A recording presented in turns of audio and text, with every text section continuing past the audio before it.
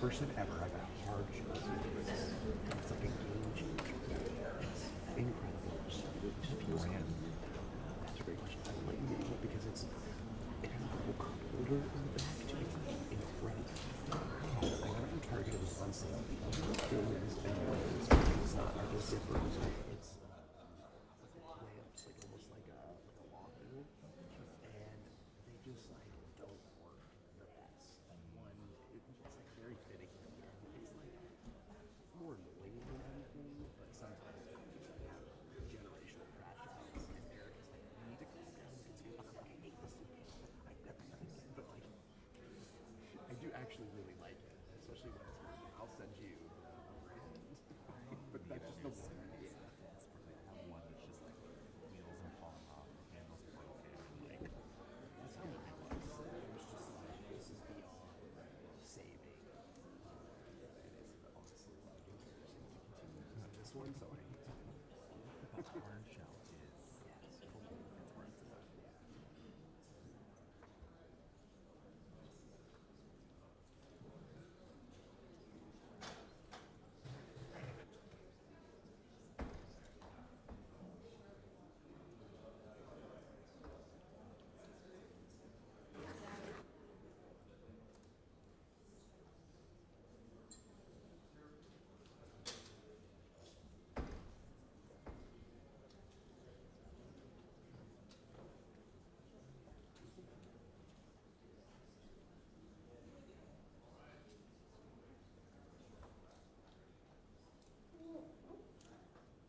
Test, test.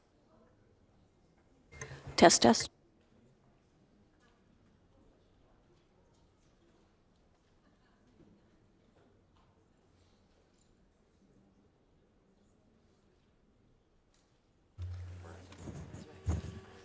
For the information of the body and our guests, we're waiting for 3 more. We have a very short business meeting we're going to conduct prior to going to our full hearing. So be patient with us. 3 of our colleagues are, I'm told, on the way. And as soon as we get there, away we'll go. I thought you were delaying, so I Yeah, and besides,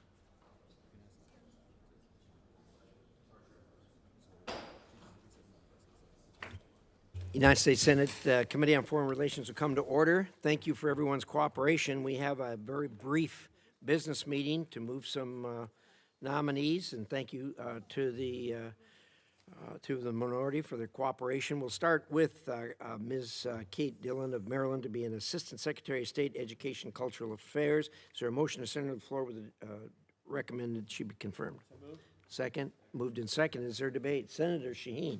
Yes, I would like to express my reservations about Ms. Dillon. Her responses to the questions at the hearing left me concerned over her willingness to work with this committee. She did not outline a plan to protect the ECA Bureau against unprecedented efforts by the Office of OMB to undermine important programs. And she was completely unresponsive when I followed up with her to understand who in each regional bureau is responsible for functions once carried out by the Office of Global Women's Issues. So I intend to oppose her nomination. Thank you, Senator. Is there further debate on the nomination? Senator. Yep. If I might, I did not have a chance to meet with her individually, but my staff did, and conveyed their alarm at the lack of relevant experience and qualifications. This is a critical bureau for the State Department, a critical assistant secretary position, and I will also oppose and hope that we will see a nominee who has the skills and relevant ability to lead at a critical moment in our world and for this department. Thank you, Senator Coons. Is there further debate? There being no further debate, the clerk will call the roll. Mr. Ricketts? Aye. Mr. McCormick? Aye. Mr. Daines? Aye. Mr. Hagerty? Aye. Mr. Barrasso? Aye. Mr. Lee? Aye. Mr. Paul? Mr. Cruz? Aye. Mr. Scott? Aye. Mr. Curtis? Aye. Mr. Cornyn? Aye. Mrs. Shaheen? No. Mr. Coons? No. Mr. Murphy? No. Daines? No. Berkeley? No. Porter? No by proxy. Mr. Schatz? No by proxy. No by proxy. No by proxy. No by proxy. Aye. Clerk will report. Mr. Chairman, the yeas are 11 and noes are 10. Her nomination will be sent to the floor with a due pass recommendation. We now have before us the proposed nomination of Mr.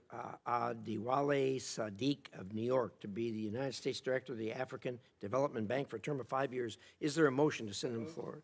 It's been moved and seconded that we send the nomination to the floor with a due pass confirmation recommendation.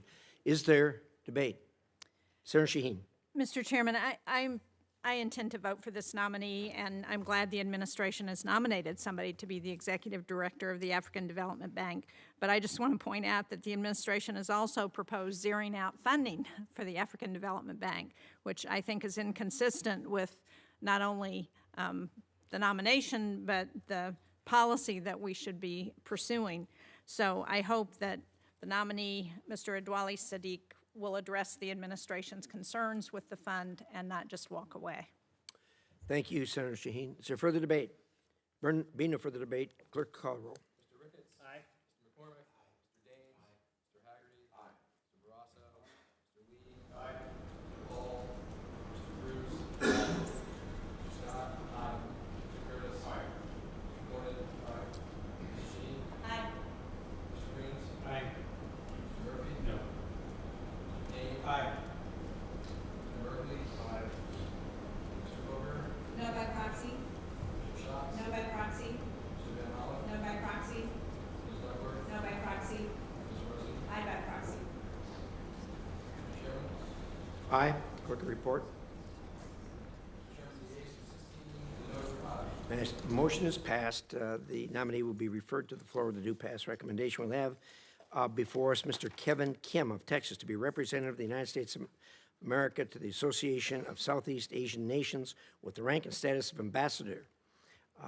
Is there a motion? So moved. Been moved and seconded that we send him to the floor with a due pass recommendation. And is there debate?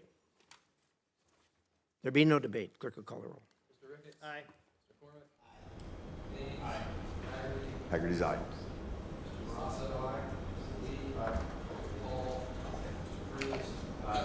Mr. Scott? Aye. Mr. Curtis? Aye. Mr. Cornyn? Aye. Mrs. Shaheen? Aye. Mr. Coons? Aye. Mr. Murphy? No. Mr. Daines? Aye. Mr. Berkeley? Aye. Mrs. Roker? No by proxy. Mr. Schatz? Aye by proxy.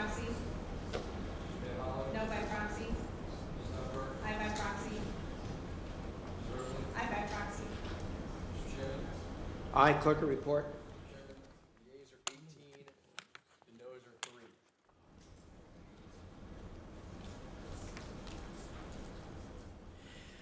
Thank you very much. The motion is passed. The nomination will be sent to the floor with a due pass recommendation. Now, the ranking member and I have negotiated on 3 lists, and they are FSO lists, number 893, PN 893, PN 894, PN 895, consisting of a couple hundred or so people. And we've gone through these.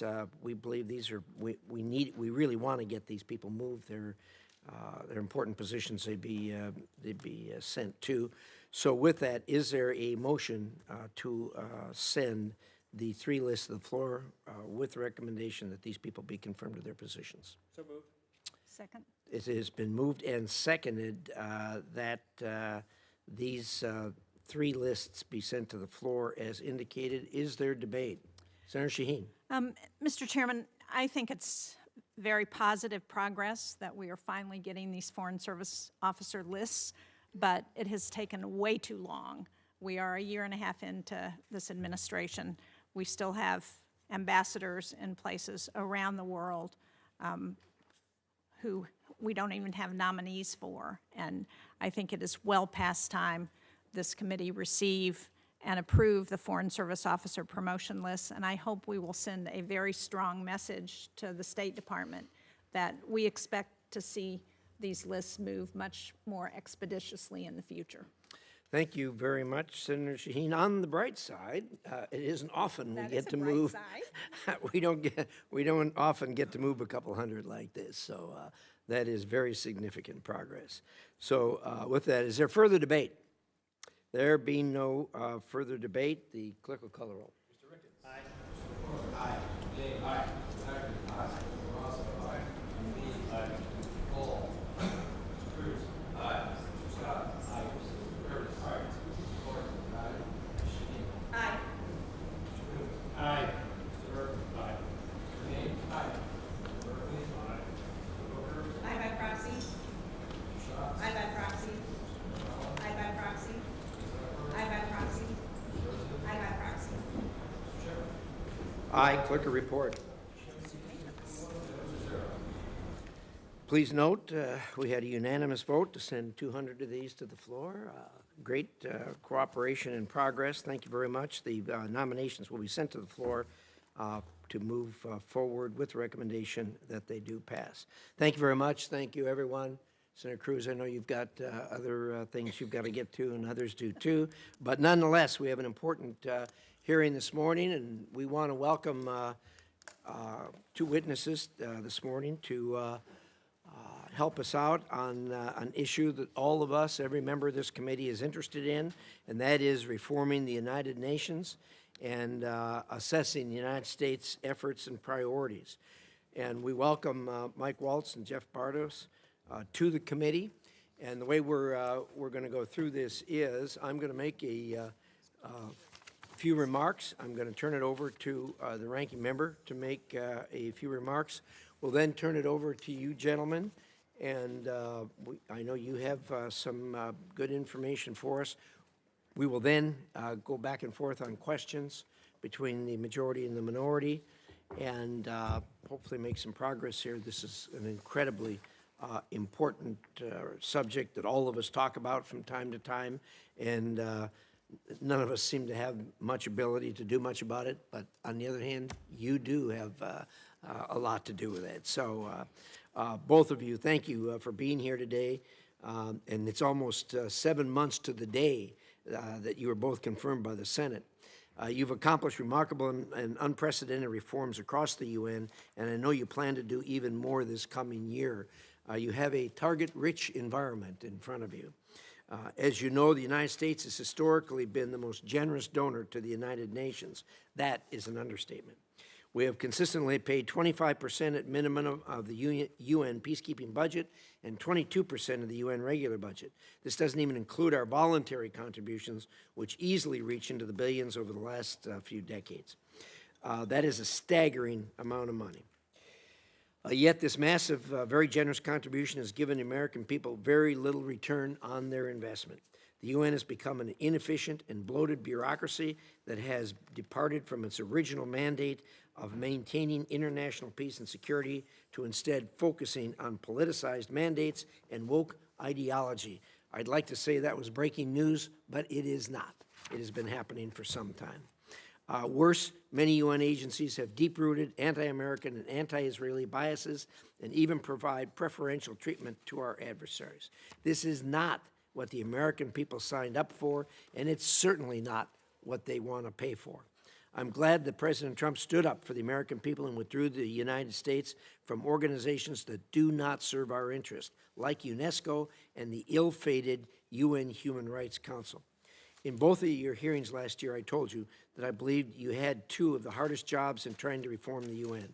I'm pleased to see that you've taken that challenge in hand and are demanding radical transparency, real accountability, and enacting actual reforms that will hopefully transform a broken body into one that actually works for the American people.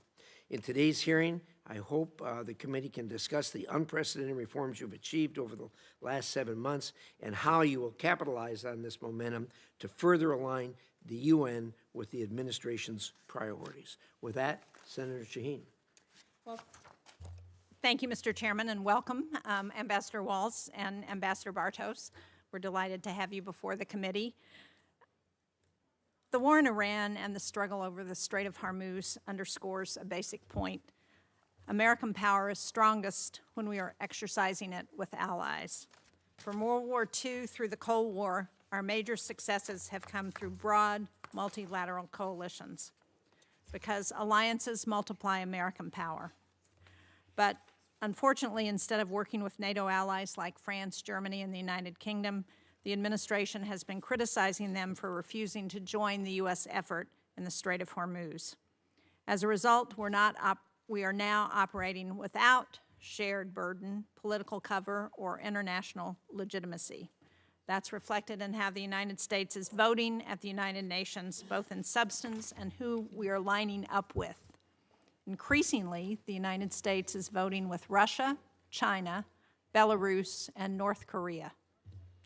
In February, on the 4th anniversary of Russia's full-scale invasion, the United States abstained from a General Assembly resolution reaffirming Ukraine's sovereignty and territorial integrity. That resolution passed 107 to 12, as I'm sure you know, and we were on the side of the 12. More concerning, the United States advanced a proposal to strip out that language, and although that effort failed, it was supported by Russia, Hungary, and Belarus. Just weeks later, the United States opposed a resolution warning that attacks on Ukraine's energy grid threaten nuclear safety. A resolution backed by our allies across Europe, as well as partners like Canada and Australia. However, the United States joined Russia and China in opposing it. And sadly, it's not just limited to Ukraine. The United States is becoming increasingly isolated from our partners in multilateral forums. We're supporting resolutions, but we're not leading outcomes. We vote for UN action, but we are not leading a sustained diplomatic effort to end, for example, the war in Sudan as it enters its 3rd year. We are now voting against resolutions on gender, human rights, development, and climate that have previously passed by consensus. For example, in the recent vote on the annual conclusions of the UN's Commission on the Status of Women, a document that sets out recommendations to protect women's rights and expand economic and political opportunities for women, only the United States, I'm going to say that one more time, only the United States voted against it. That kind of isolation has consequences. We have withdrawn from international organizations and in some cases stopped paying our dues to the United Nations. Congress has made clear on a bipartisan basis that the United States should stay engaged, and our allies are watching whether or not we do. I just returned from a bipartisan delegation to Taiwan, Japan, and South Korea. What we heard consistently is that as the United States pulls back, China is stepping in more aggressively. We see that dynamic at the United Nations. China is now the 2nd largest contributor to the UN budget, and the largest troop contributor among the permanent members of the Security Council. Over the past decade, the number of Chinese personnel in the UN system has doubled, while U.S. representation has declined. And Beijing is using this to shape outcomes and to advance its priorities.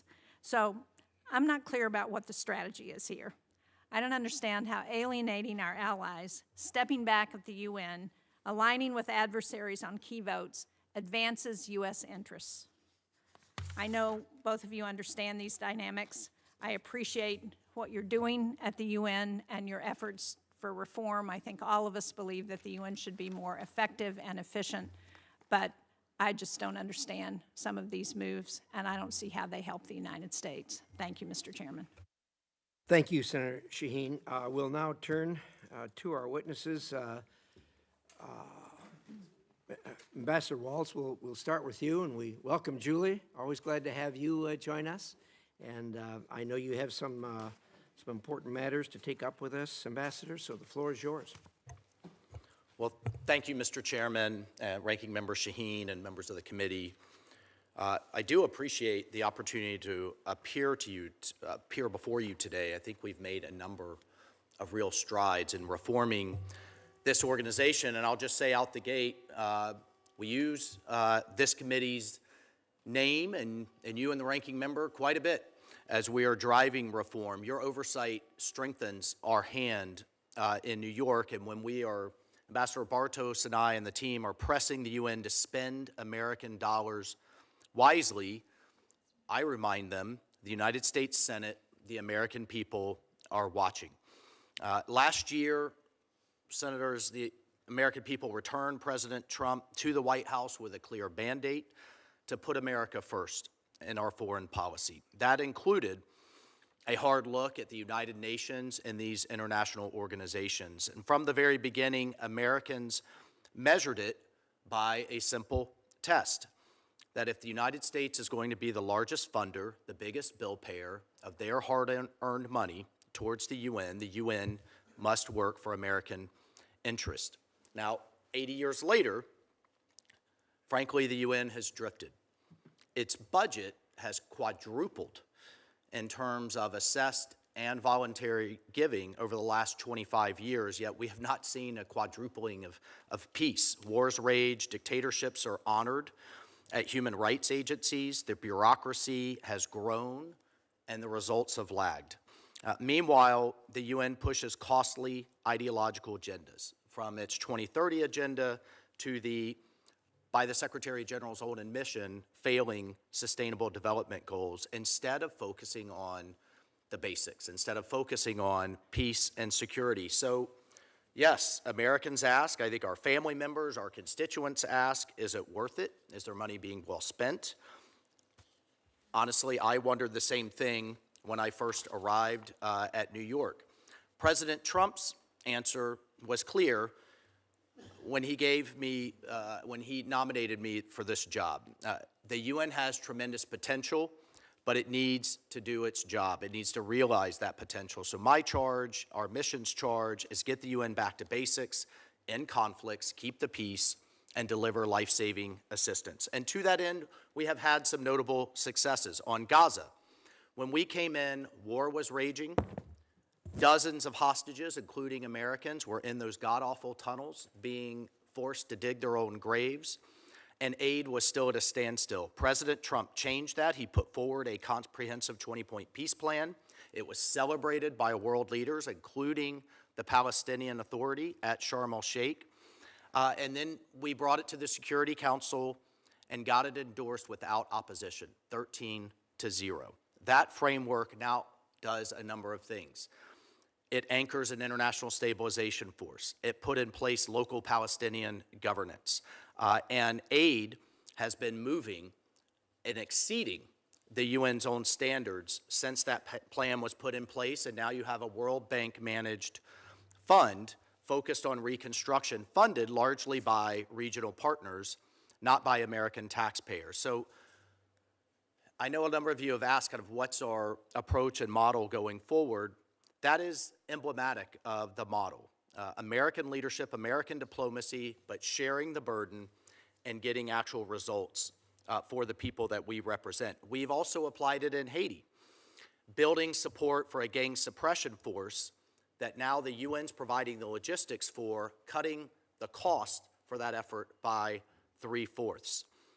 Not U.S. troops, international troops restoring order and taking on the gangs. In Sudan, we are pushing for humanitarian corridors. We do think we are close to getting that deal across the finish line. We are pressuring warlords, and we are not handing out blank checks. On Western Sahara, a 50-year-long conflict, we are finally making some progress. I've learned now as a diplomat, I often question what's the point in all of these meetings, but sometimes, as we just saw in Lebanon, as we've seen in Western Sahara, just getting all sides in the room is a victory in and of itself. At the same time, we are closing and downsizing missions that have outlived their purpose. From Lebanon to Iraq to Yemen and Colombia, we have cut roughly $200 million.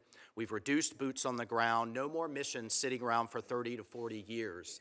And an important reform in that regard, led by Ambassador Bartos and his team. We've been paying for decades for these peacekeeping missions. There's 90,000 around the world. If they bring their equipment, they get paid, whether they use it or not. So the incentive was use it as little as possible, incur as little maintenance as possible, and collect the most money. Believe it or not, we had to drive that reform. Now they have to use that equipment. On the humanitarian side, we are using pooled funding to force these agencies to use the same warehouses, the same ships, the same planes, the same back offices.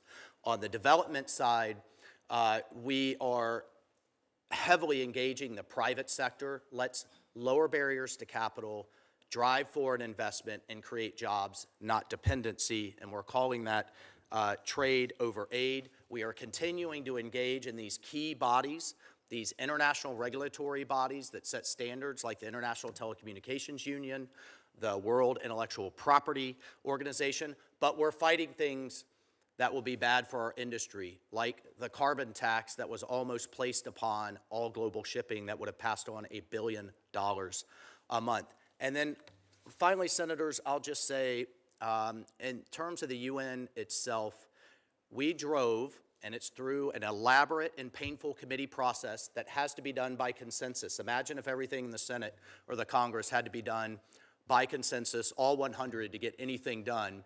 That's the UN system. Not 60, 100. 190 nations joined us in cementing the UN's first budget cut in its history, ever. That will save over $500 million in the overall budget and will save our dues over $100 million a year. That will result in nearly 3,000 headquarters bureaucrats being cut. That will result in 25% of peacekeepers around the world, and this is allowing these peacekeeping unit commanders to send underperforming or some that are even accused of sexual exploitation and abuse to send them home and to clean house. And that is just the beginning in terms of reform. Finally, I'll say we still have a ways to go. We know we have work ahead of us. We have 80 years of bloat and growth ahead of us. Case in point, the civil servants in the UN make 117% of what an equivalent American makes. They get a 16% contribution to a pension fund that's over $100 billion under management. They get private school and secondary school paid for. As a former congressman, I couldn't stand before our constituents and say that that money is being well spent. So we are looking at pulling back a lot of those excessive benefit packages. Again, we have our work cut out for us, but we have a great team here. Ambassador Bartos has the very unenviable job of doing nothing but reforming the UN, and he has a great team of civil servants and foreign service officers behind him. And with that, I'll conclude and just conclude with the president means it when he says there's so much potential. When we look at some of these conflicts that have sat around for 30, 40, 50 years with peacekeeping forces that cost nearly $1 billion a year, we have to tie them to a political process. Our special envoys in the State Department and our great team there are driving those processes, and then we're hooking those peacekeeping forces and missions to those processes so they can work themselves out of a job. And we can share the burden with like-minded nations. And that finally, as I say to my family members that ask about the UN all the time, we need one place in the world where everybody can come and talk. And I want that to be right here in the United States, not in Brussels or Moscow or Beijing or anywhere else. And with that, I'll conclude, and it's an honor to be with you. Thank you, Ambassador. Well said. Mr. Bartos, I understand you don't have any prepared remarks, but are ready to be grilled by the Committee on Reform, which we are all interested in, and so I'm going to start there. And I think Ambassador Waltz opened up an area I think that's appropriate really to focus on, and that is I've always been a minimalist as far as the UN is concerned. They started with a really, really good idea, a place where everybody could come together and debate. It's a whole lot more than that today, with the thousands and thousands of people that work there and the billions of dollars that are spent. And I've told the Secretary General, I can't tell you how many times, to get back to basics. If you look at the Charter of the UN, it was put together to stop conflicts, to stop wars, to stop countries from fighting each other. And they're not even coming close. I mean, you've got two very major conflicts going on right now with Iran and Ukraine. And of course, who knows how many of the smaller conflicts that are going on. And the UN is really powerless to engage in that and really doesn't do much about it. Whenever I ask the Secretary General about that, he goes on and on and on about their programs on DEI and food and medical things like that. They're just spending our money. We do that ourselves. So I guess I'm a minimalist, but a minimalist approach, if you could just do that, would be a huge benefit to mankind. And so, Mr. Bartos, why don't you talk a little bit about the view of other people that you deal with at the UN as far as their view of how engaged the UN should be and what, like we always say, what's the proper role of government as far as America is concerned? What's the proper role of the UN? So, Mr. Bartos, the floor is yours. Thank you, Mr. Chairman, and good morning to you and to the whole committee. Before I answer your question, I did not have prepared remarks, but I do want to say it's an honor to be here today with you. This is a very important topic, and working with you and your team, your excellent team, and with the ranking member and her excellent team, we have our team here at the Management Reform Section and throughout the mission. We've worked really hard to keep close collaboration and coordination with this committee, and it has been, I have learned a ton working with not only the staff from the majority staff, but also the ranking member staff. And so your guidance, and as I shared with you yesterday, we use the committee's name and your charge often in our negotiations. Sometimes without permission. Yes, sir. Yes, sir, but effectively. That's true. But effectively. As Ambassador Waltz said, the historic reforms that we were able to achieve in the main session of the Fifth Committee, the budget that we closed in December, with 193 votes, as the Ambassador said, was a remarkable achievement. And it was made possible, if you track it, from January 20th when the President was sworn in. His vision and leadership drove that. Our outstanding colleagues at the State Department took that reform mantle from noon on January 20th all the way through to today. In September, Ambassador Waltz and Ambassador Laseta and I joined the team right before UNGA. Thank you for confirming us right before UNGA. So we hit the ground quite literally running, not knowing where anything was, but we got a lot done. And in that sprint to the end, we were able to take the outstanding work of our career Foreign Service officers and civil servants in the Management Reform Section, in particular, who've been chomping at the bit to drive reform for most of their careers. And we were able to take that good work, make sure it fit with what we were trying to achieve to execute the President's agenda. And that was why we saw the $570 million budget cut, first time in history of any budget cut, let alone 15%, as Ambassador Waltz said, almost 3,000 posts cut. U.S. leadership was indispensable in making that happen. We were quite literally at the center of all of it. And so while the press may cover that the U.S. is not doing this and the U.S. is not doing that, the reform effort President's vision and leadership, direction from Secretary Ruby and Ambassador Waltz, working with this committee, working with our colleagues in the House, that drove reform, and it was U.S. leadership that brought everybody together. Our team worked. It's a crazy process. Our team worked 10, 20-hour days at the end of the budget process and 44 hours straight. Calls, meetings. Ambassador Waltz was the first perm rep from the United States to come down to the basement of the UN late at night during the Fifth Committee negotiations to put his mark on what we wanted to see, what the president expected. And so that has been how we got it done. As Ambassador Waltz said, there is so much left to do. We've made a good, positive start towards reform. But the UN, and I'll just share with you briefly, coming back from my trip to Africa, I visited MINUSCA, and Kenya back in February, talking to the UN about what they do well, which is the delivery of humanitarian aid at scale, in remote locations, with a robust supply chain, at a reasonable, predictable price, day in, day out, and sadly, unfortunately, year in, year out. Watching that happen on the ground is outstanding.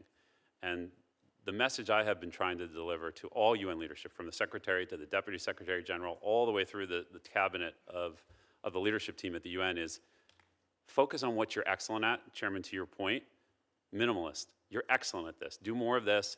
There's a lot you're really not very good at, and there's some things that are quite destructive, not only to our interests, but to the interests of the West and to freedom and to sovereignty. Stop doing the things that are destructive. Focus on what you're excellent at. Is it getting through? We'll see. We're seeing a lot more nations use the terminology that we started using about back to basics, focus, results on the ground. That was not a phrase you heard from other nations before we got there in September. Results on the ground, delivering for the people that the UN is meant to serve. That is what we're trying to focus on every day, and it's an honor to do this work. And again, thank you for having us here today. Well, thank you so much, Ambassador. We don't get good news on this committee very often. And when you hear that you guys were actually able to negotiate a $570 million cut, I mean, that is big news. You will not hear about this on the cable TV channels. That's not what they want to report. And so you're to be commended for that. And we certainly recognize it on this committee, and we're very appreciative. $570 million is not loose change. And particularly when it comes to the fact that 100 million of it is U.S. taxpayer money. 3,000 posts eliminated is not a small matter. When it comes to parking in New York City, you're going to be highly thought of as things change a little bit, particularly during the General Assembly. But congratulations on that, and we want to encourage you to continue that approach of getting them to focus on what they do well and focus what their basic obligation is under the UN Charter, and that is to promote peace, create peace, and everybody work for peace. And it's incredibly frustrating to see these votes in the Security Council where you can't even condemn Russia for invading a country and crossing boundaries and trying to take land, when that is a direct violation of the very foundation of the United Nations and its charter to do business. And they can't even pass a resolution. Not only can't they do anything about it, they can't even condemn it. And that's just incredibly frustrating. And whenever the Secretary General comes to see me, I'm sure he has to take his blood pressure medication before he comes in, because I drill that with him pretty hard. Anyway, with that, to the ranking member, Senator Shaheen. Well, thank you, Mr. Chairman. I would just like to make a correction, though, to something that you said, because you said that the General Assembly can't condemn Russia's action in Ukraine, and actually the United States voted with Russia against condemning the war in Ukraine. The vote was 107 to 12, and we were one of the 12. So I share your frustration about a lot of the votes that the UN takes, but that's one where we were on the wrong side, and we continue to be on the wrong side. So I'm not going to ask you all to respond to that, because whatever you say, I'm not going to agree with. I'll be very upfront. No matter what this is? With respect to that vote against Ukraine in support of Russia. It's complicated. Nah. But I do want to follow up, Ambassador Bartos on your comments about what the UN does well, because I agree the humanitarian assistance is really important. And our foreign assistance funding for the World Food Program has fallen by half since this administration took office in 2025, from $4 billion to $2 billion. And that included a decrease in U.S. commodity assistance from American farmers. So corn, wheat, soybeans, other commodities were backlogged by the administration's foreign assistance review. Now we know that the number of people in acute food crisis is projected to jump by 45 million for a total of 363 million people. And that's really the result of the war in Iran and what it's doing to food, to fertilizer, to price increases for fuel and for food. So I guess this is directed at both of you. Can we count on the administration to utilize the available appropriated funds to provide funding to the World Food Program and other UN humanitarian agencies to mitigate the impact of this crisis? Ambassador Waltz. You can, Senator, and I'll just say just a few things in that regard. The administration has taken a different approach, actually, that a number of our partners have asked for quite some time, and pooled funding. Even though those funds have cut, as have all humanitarian aid budgets around the world, as we all wrestle with our debt. In fact, I think one of the things that's getting lost in the headlines is much of the increase from our European partners in their defense funding has come from their humanitarian and development assistance funding. Well, they've moved one over the other. A lot of consternation over U.S. aid being pulled into the State Department. The United Kingdom did that 7 years ago. Australia did it 5 years ago in order to align and make those dollars more efficient. That's our goal as well. I can't tell you how many times I've pulled up to a little baby ministry in the middle of Africa when I was operational that maybe has 10 people inside, and there's 18 UN cars outside with 18 drivers from 18 different agencies. They are now using pooled vehicle fleets. It's kind of UN Uber, I guess, pooled aviation, pooled human resources. We are really pressing them hard, and we're actually getting a good response. So while it, to the individual agencies, may have been cut, we're putting it with the Office of the Coordinator for Humanitarian Affairs. And, case in point, the first tranche just went out to Sudan for $200 million. I don't know if you got anything you wanted to add. Yeah, I would just add to that, Senator, when I was on the border of Sudan in the northeast part of the Central African Republic a couple months back, had the privilege, but very difficult meetings with Sudanese refugees who had recently fled the atrocities, some of them walking as far as Khartoum to Kar. To a person, when I met with the men and women separately. When I met with the men, most of whom were farmers, their message to me to take back to Washington, to take back to New York was, we're excellent farmers. We have fertile soil. We know how to do this. Please, please help us stop this conflict so we can go home and take care of ourselves.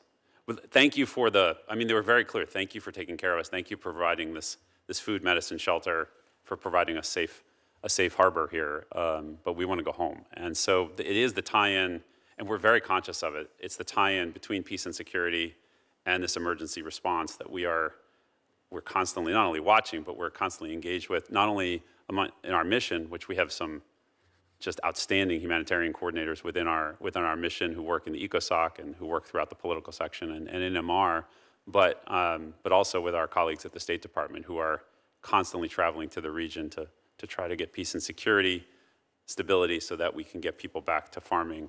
But in the meantime, when I was there, every bag of food I saw had the American flag on it. Every of the RTUF, as it's called, the high calorie for children who are very serious caloric deficit, provided by American companies. So we're highly engaged. I know more importantly, our colleagues at the State Department are highly engaged in making this whole system work.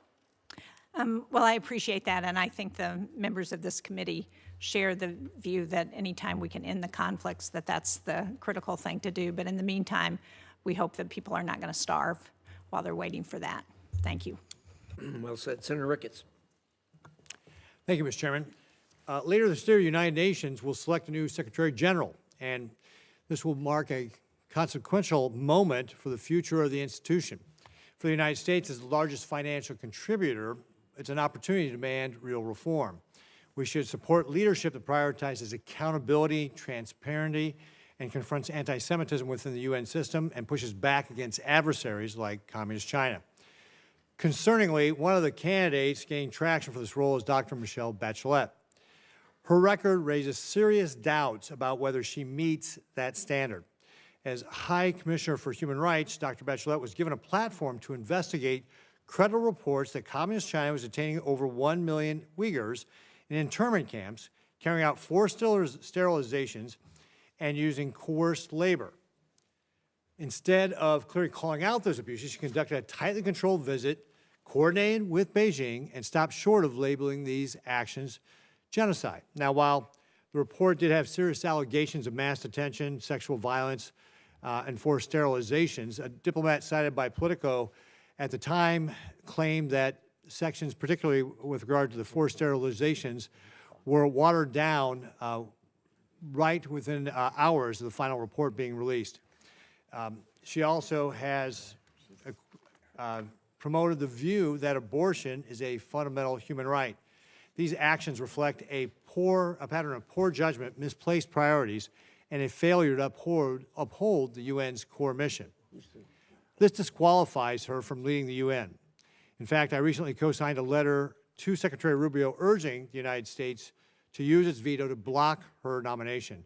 Ambassador Waltz, based on her record, do you believe Dr. Bachelet would advance meaningful reform at the UN? Thank you for the question, Senator. And I agree with you. This is really and truly a turning point year for the UN in terms of new leadership. It is 2 5-year terms, so we could be looking at the next Secretary General over the next decade. I'm not in a position today to publicly say who we will or we will not support. But I'll tell you, I didn't ask you who everything you that's out there. I asked you, would she? Or that who we will use our veto reform? for. But I could tell you, I share your concerns, and I am sure I'm safe in speaking for the Secretary. He shares your concerns. Just from a broader perspective, the conventional wisdom up in New York is it's never been someone from Latin America, and there's never been a woman, so therefore it must be a Latin American woman. We have taken the position of we just need the best, and this institution desperately needs strong, effective leadership, and I can assure you reform, reform, reform along the lines of development aid, humanitarian aid, and getting back to basics on peace and security will be at the top of our criteria. Ambassador Bartos and I are conducting those interviews and meetings right now as we speak. But I want to underline, I share your concerns. Okay. Should the United States be prepared to use its leverage, including its Security Council position, to block candidates like Dr. Bachelet who failed to meet the standard? I think the United States will absolutely be prepared to ensure that the next Secretary General is aligned with American values and interests. Francesca Albanese, the UN Special Rapporteur on the Palestinian territories, has repeatedly used her position to advance extreme and inflammatory claims against Israel. She's accused Israel of genocide, claiming it has a license to torture, and using rhetoric that many have identified as anti-Semitic, including language that distorts or trivializes the Holocaust. She has also gone beyond rhetoric. She directly targeted American companies, accusing dozens of U.S. firms of complicity in war crimes, calling for investigations and potential prosecution. That is why the United States rightly decided to sanction her. But what is especially concerning is that since this has happened, she has continued to double down. She has continued to accuse Israel of genocide and promote false narratives on the world stage. She is doing so under the banner of the United Nations. At some point, this is about whether the UN is willing to tolerate anti-Semitism and political targeting from within its own system. Ambassador Bartos, do you believe the UN has taken any meaningful steps to address Francesca Albanese's conduct? No, Senator. The UN, this is one of those examples, as I was sharing with the chairman, of where the UN, if you'll pardon, I'm an educated guy, but this is very simple. They're doing stupid things. They're poisoning their brand. It's self-sabotage. And the message I've delivered to the leadership at the UN when I talk about and my observations about the outstanding work they do to deliver life-saving aid in these remote locations at scale with a robust supply chain. The contrast to that, and what I say to the UN leadership is how, and I'll clean my language up because we're in the US Senate, how the heck do you allow someone to put on your uniform like this lunatic, Albanese, put on your uniform and poison all the good work of the humanitarian workers that you have on the front lines, risking their lives every day to help save total strangers who are fleeing hell to just a little bit better than hell. That's what people are putting their lives on, and it's inspiring to see.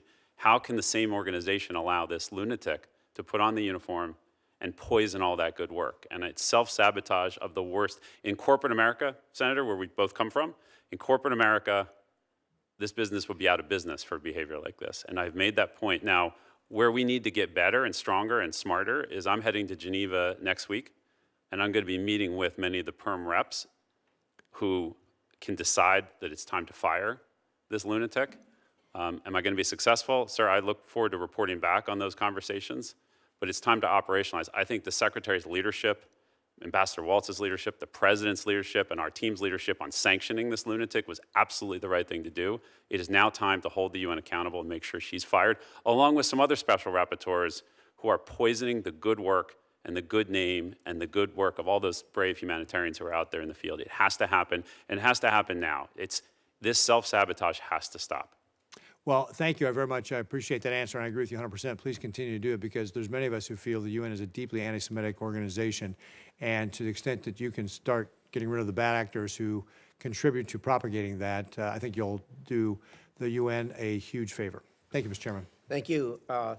Bartos. I concur with those statements, and I really concur with your analysis and approach to this thing as to how when you have something that's decent, you have just this incredible poisonous thing going on.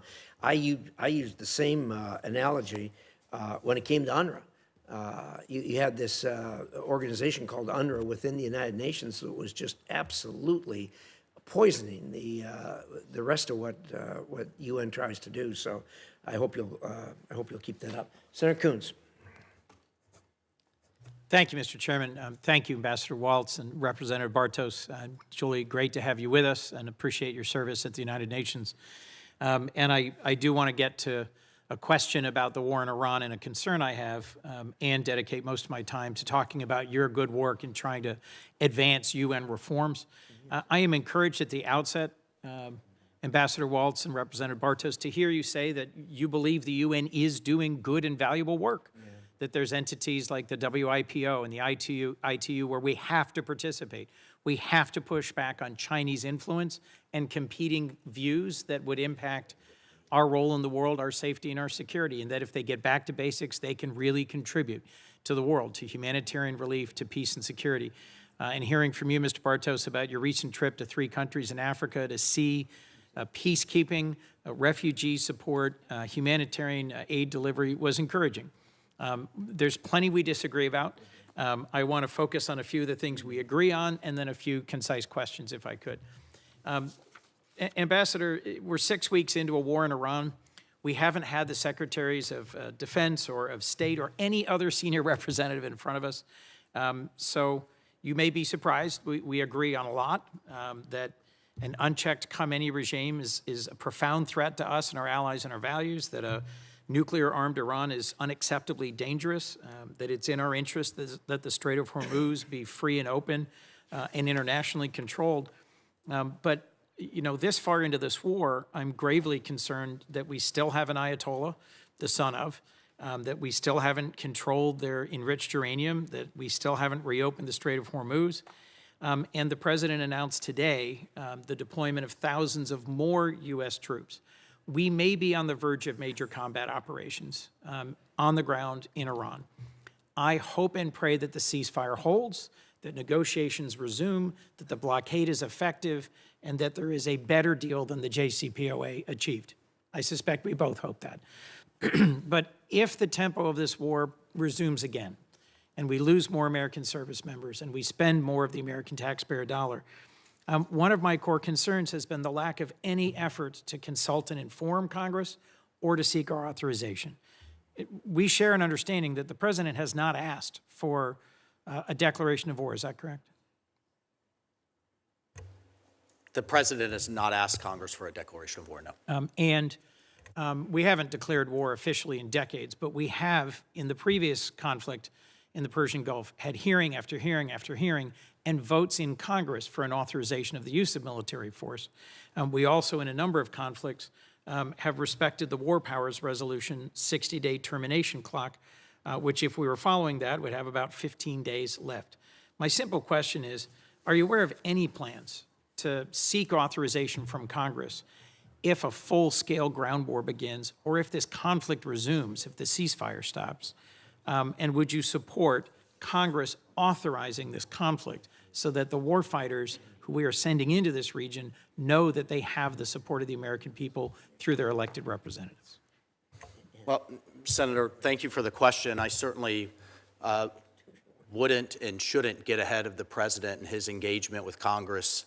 And I certainly wouldn't presume that we will have, as you described, full-blown ground combat. I think we've seen the president, as we're seeing right now, there is a whole slew of options in between where we are now and some type of ground combat, and taking the leverage away from Iran. They are trying to punish the world, and with the closure of the Straits of Hormuz, with attacking civilian shipping, I can tell you in the UN, we had a UN record, 135 nations join Bahrain, the GCC countries of the United States, condemn Iran for its attacks on hotels and ports, resorts, and neighborhoods, which was incredibly notable to see that kind of unity. But I'm glad also that we agree that we cannot have a nuclear-armed Iran, and I'm thankful the president is taking bold, decisive action now before it's a fait accompli. Before I run out of time, Ambassador, we were not briefed on an imminent threat. We were not presented with information either in a classified setting or an open setting that justified the idea that there was an imminent threat and we couldn't pursue negotiations. And the absence of either that briefing or a clear request for Congress to engage in authorizing this conflict has given me a great pause. We share a view on the dangers of the region and of our increasingly aligning adversaries around the world, DPRK, Iran, Russia, China.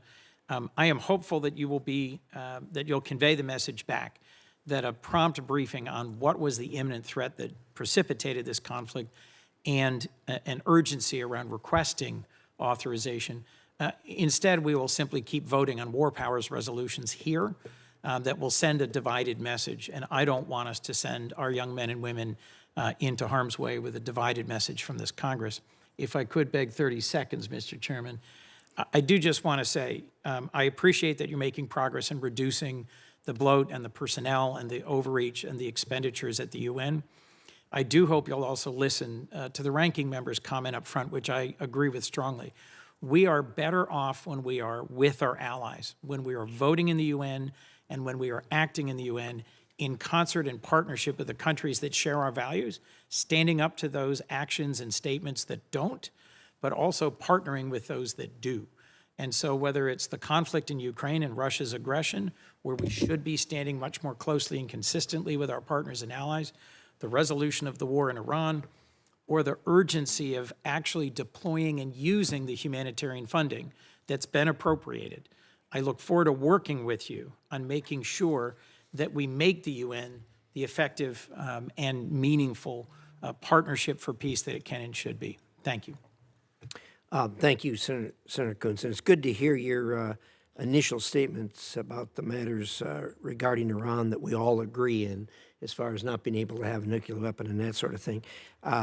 Just so the record is totally clear, it is true that the administration did not go to the 535 members of Congress and indicate the imminent threat, but a number of people were well advised of the imminent threat, particularly those of us who work in this, in the, I have the highest level of classification access and have asked for it repeatedly and have gotten nothing.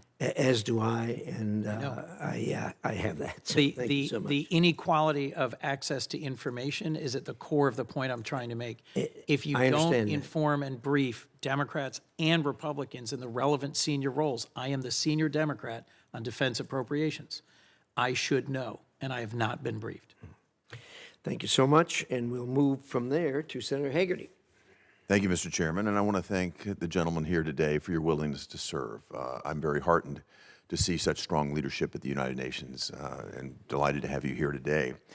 I'd like to talk with you, Ambassador Waltz, just a bit about our allies and their support of our efforts, particularly our efforts in Iran. And if I think about it, President Trump has been, I think, rather concerned about the response of some of our allies, even allies who serve as permanent members in the UN Security Council. I just wanted to get your thoughts on the dynamics on the UN Security Council, how our allies are working well with us, and what you'd like to see more from our allies. Well, thank you, Senator. And while there's a lot of consternation, I would say, especially focused on our European partners and their positions, which frankly I think most Americans find outrageous. We're not asking to commit ground troops. We're not asking to commit other forces. I mean, simple overflight rights, simple use of bases that we have contributed to for many decades. I don't think are unfair asks and certainly will affect the relationship going forward. But here's the good news. And here's what I absolutely think will backfire, is backfiring on Iran for the foreseeable future. Our Gulf allies have never been more united. They've had real issue with each other in Yemen, in Sudan, and in other places. But right now, as they get bombarded, Iran could have responded in all kinds of ways. I think some people expected them to perhaps attack our bases in the Middle East.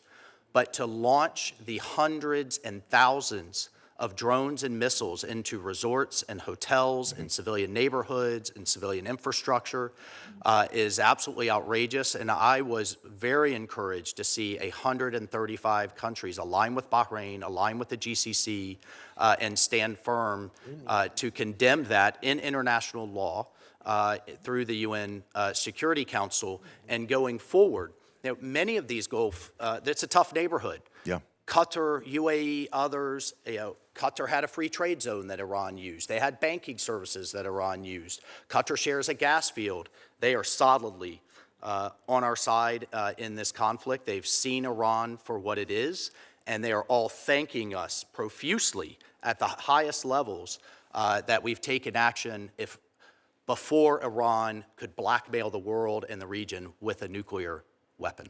I think that the world has had the opportunity to see what Iran truly is, as you said, and it's been heartening to see our allies in the Middle East step up. It's also been quite disheartening, I would say, to see some of our allies, some of our long-standing allies, who I would have thought would have been standing shoulder to shoulder with us, behave in such a feckless manner.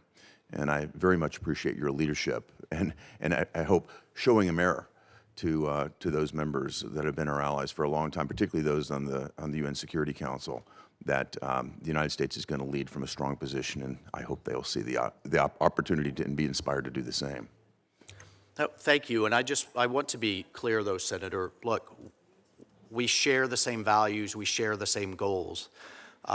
We can be friends and family and have disagreements, but I wouldn't call it a divorce by any means, but we do need our European allies, regardless of their political position. There's a real lack of military capability in many ways, and that is being exposed right now as Iran tries to hold the world's economy hostage. And we cannot have a situation, whether it's the Straits of Gibraltar, the Bering Straits, the Straits of Malacca, where two parties have a conflict, regardless of what you think of the conflict, that one side uses international waterways to impose collective punishment on the rest of the world. Yeah. And so we are taking strong action in the Security Council, and there's even discussion now, finally, of the UN labeling the IRGC a terrorist organization, which is exactly what it is. I applaud that. I applaud that. Gentlemen, in the short time I have left, I just want to raise one other issue. It's a concern that we all have, and that is the United States is the largest funder of the United Nations. And it's a very simple question. I think we all ask ourselves, how effective is the UN? Are we getting our money's worth? Are we getting an adequate return on our investment? And I'll start with you, Mr. Bartos, and then Ambassador Waltz, if you would comment as well. Senator, I think it's a mixed bag. It's a great question. It's the question we ask ourselves every day, and our team has worked on. Some of our colleagues, the career civil service and foreign service officers, have worked on for a decade or more, care deeply about the organization and making it fit for purpose and making it work. And so I think on the humanitarian side, from what I got to see in the field, the UN is doing really good work, and I think the American taxpayers, if any of my fellow Pennsylvanians and my fellow Floridians, I got both, I guess, if they were in the field in CAR or DRC or Kenya, they'd be really proud of seeing those American flags helping these inspiring, courageous people who fled the atrocities to get to seek refuge, and the UN is taking good care of them. So I think we can be proud of that. And then, as Senator Ricketts pointed out, and he's absolutely right, and as we have tackled in this administration, the pervasive, unconscionable bias against not only our ally Israel and against the West, but blacklisting U.S. companies through some special rapporteur and so-called Human Rights Council. It's unconscionable. It has to stop, and the UN has to stop doing stupid things. And so that we are not getting our money's worth there. And so it's really, on the peace and security, I think it's a mixed bag.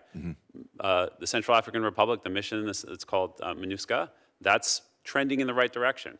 Some missions are not getting it done, and we'll see sunsetting of UNIFIL later this year because of U.S. leadership, because of Ambassador Waltz's leadership, and because of the team's leadership and the vision and leadership that the President and the Secretary have asked us to execute on. So I think it's a mixed bag. God willing, have a couple more years to drive these reforms, and I hope to report back to you, before the end of 2028 that we've achieved a whole number of reforms. So I think it's a mixed bag, and we recognize we have a long way to go. That's encouraging. Thank you, Senator Haggerty. Senator Shaheen wants to. I just wanted to correct. My understanding is that our European partners have not denied us overflight rights, that there was one flight that France denied over a paperwork issue, but that they are giving us overflight Senator, use for the war in Iran. Senator, I'm not absolutely certain of that. At the very beginning, I think there was absolute prohibition on overflights, and they had domestic political issues at home to do that. But I think we can, yeah. And I agree with that. That has softened, but it was a horrible mistake they made right at the beginning, particularly as Ambassador Waltz indicated, where we'd actually paid for the bases that we wanted to land in, and they were saying we couldn't. But that's argument for another day.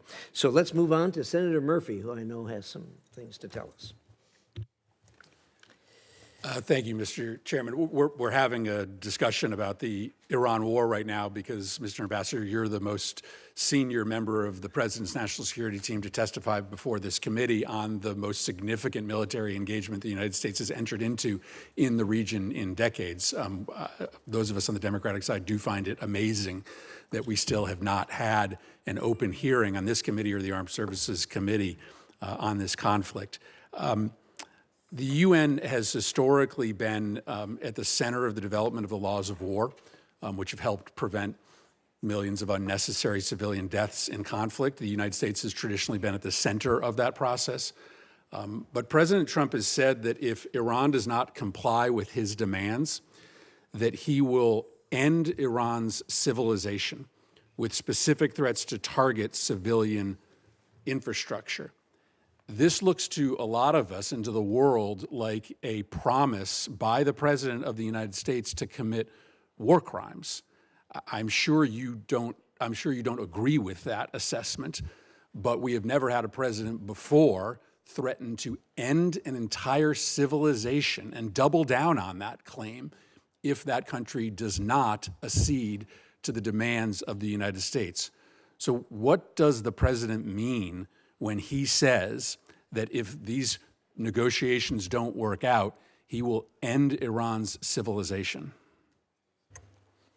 Well, Senator, I think that statement in the broader context, he also talked about attacking infrastructure, bridges, power plants, and we all know Iran has a long history of commingling both civilian and military, of hiding weapons in hospitals and schools, and using what could be just pure civilian infrastructure to also power factories for drones, for missiles, and the IRGC controls nearly 50% of the economy. I think it looks like, frankly, well, look, What does it mean to end? I guess what does it mean? What does it mean to end a civilization? But I think we have to look at the fact that you have a regime that literally chants death to America for the last 47 years and has acted on it, has killed thousands of Americans, has slaughtered its own people. Do you know how many machine gun bullets does it take over the course of a week to kill 40,000 of its own people? Right, but does that merit a threat to end civilization? Senator, it was some tough talk. And what are the results? What are the results?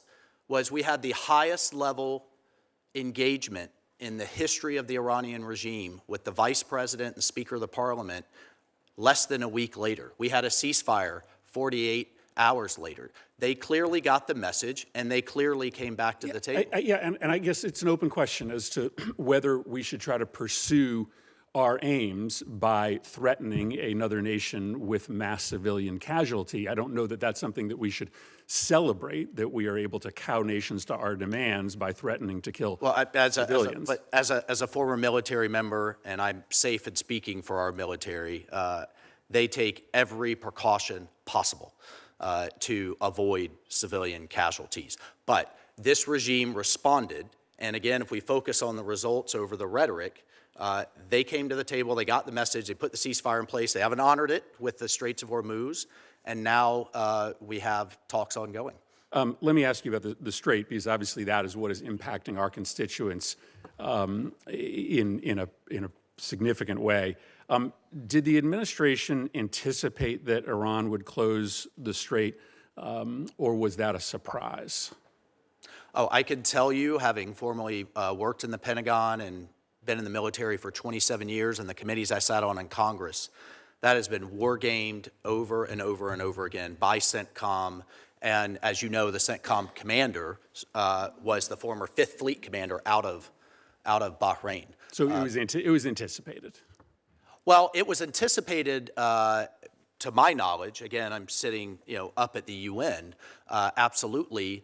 But at the same time, the measures they took to sink nearly 24 mine layers, to go after those land-based missiles that they are using, to go after the drone, not just the drones, but the manufacturing capability, was to drastically reduce that threat, which is why I think you've seen now dozens of ships moving over the last few days. And dozens of ships moving compared to hundreds of ships normally. Well, sure. I mean, Iran, in violation of international law, declared now the Straits of Hormuz its own waters.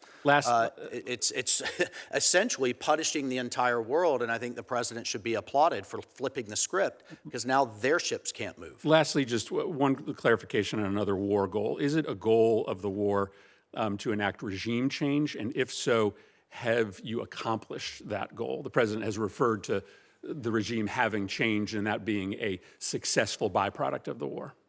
Senator, I think the president's made his goals quite clear from a military standpoint. The vice president made it clear in Islamabad: open the sea lanes, no nuclear program, end its decades of support for terrorism, and have a negotiated arrangement that's verifiable and enforceable. So not regime change. Well, if the regime ends up changing in some fashion or form, I'll tell you what, the regime's got to change its behavior. It's unacceptable, and we cannot let it have a nuclear weapon. Okay, thank you, Mr. Chairman. Thank you. Senator Lee.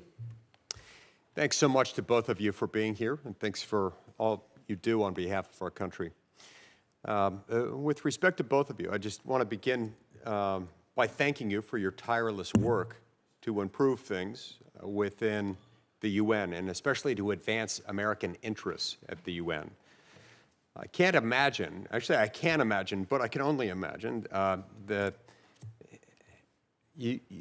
how much work this has to have entailed to bring about that reform. There's an immense difficulty involved in trying to reform this 193 member state organization, especially one as deeply flawed and often backwards as the UN is. Organizations as large and bloated as the UN tend to resist change. It's almost an organic response. Yet through your efforts, the UN did something for the first time, something remarkable. It cut outlays by $570 million. Now, both of you and President Trump should be commended for your work to reform the UN. But I want to zoom out on that for a second. I don't want to merely make the UN more efficient, more streamlined, because if we lose sight of the ultimate goal, then reform efforts can be a little bit like putting lipstick on a pig and then just calling it a reformed pig or something other than a pig. The ultimate goal, in my view, has to be something that involves advancing U.S. interests, the interests of the United States of America. And it's getting harder and harder, at least for me, to see how the United Nations does that. The UN aggressively defends and demands a very rigid orthodoxy in terms of the type of multilateralism that the U.S. faces at the UN. And it demands that we relinquish sovereignty, often to serve the interests of adversaries like China. But in an age of great power competition like ours, multilateral institutions cannot allow themselves to become impartial to one great power over another great power.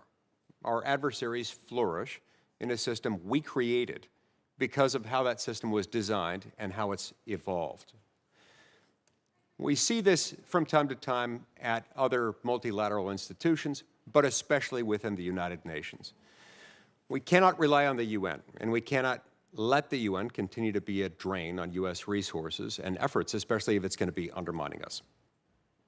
Ambassador Waltz, I'd like to start with you. Now, I frequently hear that if the U.S. were to disengage at the UN, either completely or to whatever degree, then China would step in and fill the gap. Some say that that's the reason that we've shoveled billions upon billions of dollars into the UN and continue to do so to the tune of tens of billions of dollars a year, even though these are efforts that don't really help us, don't advance U.S. interests. Is our main objective at the UN, as you see it, is it to counterbalance adversaries like China, or does the U.S. materially benefit from the UN in other ways? Senator, I think it's a fundamental question and one that we wrestle with every day, but I would say both.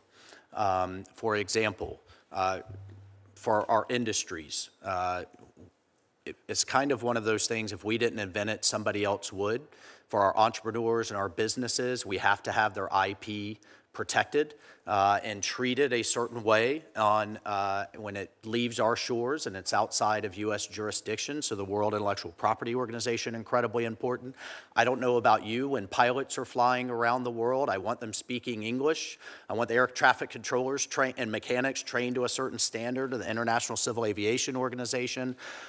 Things like spectrum, space, telecommunications, radio, undersea cables, international seabeds, how that's treated with the new mining efforts. You know, essentially everything that's regulated here, and as painful as that is regulated internationally. But now you have the EU, the Russians, the Chinese, and everyone else involved. My argument is we have to get in there and fight, block, and tackle and win for American industry and for the American people. And to your point on how else we benefit, burden sharing is a key component of an American first approach. We have gangs that have taken over Haiti right off the shores of Florida that are moving drugs and thugs all over the region, the United States, Europe, and elsewhere. I don't want American troops there like we saw President Clinton do in the 1990s. Now we have an international force going in, and rather than paying $1 billion a year as we were under the last administration, we're going to cut that bill by 3/4 and hopefully at least arrest the problem so they can get some kind of political process moving forward. I could cite you other places where we are pushing that burden sharing, that America First approach, and that fight and block and tackle approach. We just haven't done it in some of these organizations, and we need to be. Thank you, Chairman. Thank you. Senator Kane. Thank you, Mr. Chair, and to our witnesses. Good work on the reform efforts, and keep pushing on them. They're very important to my constituents, to this committee. I think a challenge that you have is pretty much everybody in America would agree with America First, but most people in America would not agree with America alone. And I think the interpretation of the actions of the administration, a lot of people are wondering whether it's America First or America alone.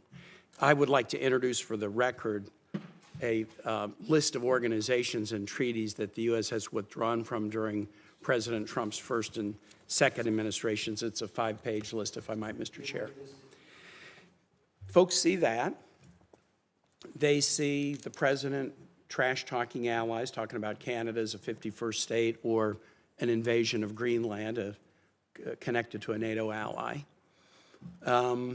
They look at a president willy-nilly imposing tariffs on allies, including allies with which we are in trade surplus, like Australia, not trade deficit. And they raise the question, is this about America First or is it about America alone? They look at the president's threats to withdraw from NATO and they ask the same question. And I think those questions have been very sharpened by the war in Iran. It's a war where the president has not sought congressional authorization as other presidents have in the past. It's a war where the president did not consult in advance with allies whose economies are being significantly affected by the war. It's a war that the administration has not yet presented, to my satisfaction, to Congress, a clear rationale or a clear plan. And the information that has been presented thus far has only been presented and classified so that we're not able to share fully with our constituents, even those who have kids deployed in the theater of war, what we know about it. We're still awaiting the first sets of public hearings. And Mr. Secretary, it is unfair for you to be the first, kind of principal before us, because these are questions that aren't completely in your remit, and I get that. But the issue of this war has really sharpened this question of, is the administration pursuing an America First policy or an America Alone policy? As you know, the war has cost 13 service members their lives. Hundreds have been injured. Innocent civilians have been killed, which is always the case, even under the best of circumstances. It's sad that you can't avoid that. And the economic consequences to the United States are sharp. My constituents are paying $1 more for a gallon of gas than they were on February 27th. Virginians buy 8 million gallons of gas a day. That's $8 million coming out of Virginians' pockets every day, and this is spread throughout the country and throughout the world. We're reading news about allies like Australia and how they're really suffering because they import oil and what that escalating oil cost since February 27 has done to them. Do we care about allies, or are we pursuing an America Alone strategy? Now, to the Honorable Waltz, representative, not ambassador, you have an ambassador's rank.